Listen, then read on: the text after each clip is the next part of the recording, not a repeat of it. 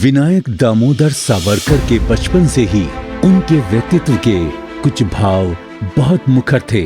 वो बहुत भावुक थे, विचारशील व तर्कशील थे, देशभक्त थे और धार्मिक प्रवृत्ति के बालक थे। माँ दुर्गा उनकी आराध्य थी। अक्सर अंग्रेजों के जुल्मों को देखकर उनका खून खौल उठता। एक बार जब वो वापस घर को आ रहे थे तो उनको एक अधेड़ अधनंगा मजदूर दिखाई पड़ा जो सर पर लकड़ी का एक बड़ा गट्ठा उठाए लिए जा रहा था, मगर उसे इतना वजन उठाने में दिक्कत हो रही थी। वो बुरी तरह हाँफ रहा था। बालक सावरकर को उस मजदूर में भारत की जनता नजर आई जो अंग्रेजों की लूट तथा जुल्म तले पस्त थी।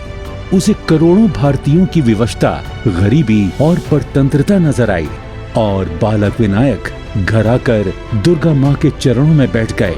माँ से प्रार्थना करते करते हुए वो फूट फूट कर रोने लगे। 12-13 वर्ष के विनायक सावरकर ने माँ दुर्गा से पूछा, क्या ये ऐसे ही चलेगा?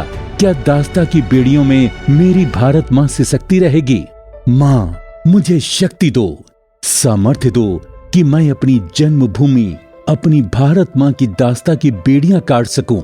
जब वो दुर्गा माँ की पूजा और प्रार्थना करके उठे तो वो एक भावुक व प्रार्थी नहीं, एक सशक्त और दृढ़ प्रतिज्ञ विनायक सावरकर थे।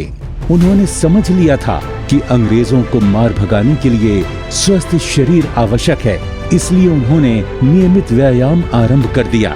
सावरकर ने स्थानीय बालकों को संगठित करना शुरू कर दिया और राष्ट्रीय विचारों के प्रसार और प्रचार हेतु विनायक ने मित्र मेलन नामक एक संस्था बनाई और अल्प समय में ही देशभक्त बालकों और तरुणों का एक संगठन तैयार कर लिया। भारतीय स्वतंत्रता आंदोलन के अग्रिम पंक्ति के सेनानी और प्रखर राष्ट्रवादी नेता विनायक दामोदर सावरकर द्वारा 1899 में स्थापित मित्र मेला नामक संस्था ही कालांतर में अभिनव भारत समाज के रूप में प्रसिद्ध हुई।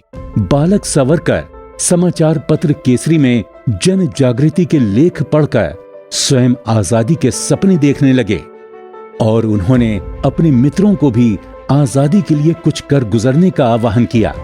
पूना के अत्याचारी अंग्रेज कमिश्नर रैंड को मौत की नींद सुलाकर लोगों को उसके अत्याचारों से छुटकारा दिलाने वाले चाफेकर बंधु तथा वीर शिवाजी उनके आदर्श थे। जैसे जैसे उनका बचपन पीछे छूटता गया, त्यों-त्यों उनके तरुणाई के साथ साथ राष्ट्रभक्ति की चेतना बलवती होती गई। ये निर्भीक बालक बड़ा होकर जननायक वीर सावरकर के नाम से विख्यात हुआ। इसकी उपलब्धियां चिरस्मरणीय थी।